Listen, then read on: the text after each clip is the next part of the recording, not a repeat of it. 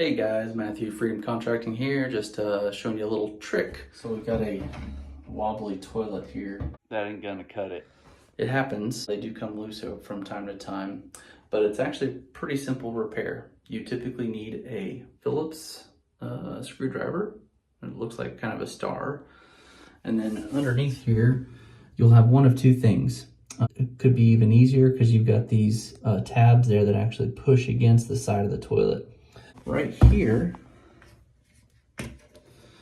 these actually pop open, and then you'll see that there's some little plastic screws that have a Phillips head. So make sure that your toilet seat is lined up,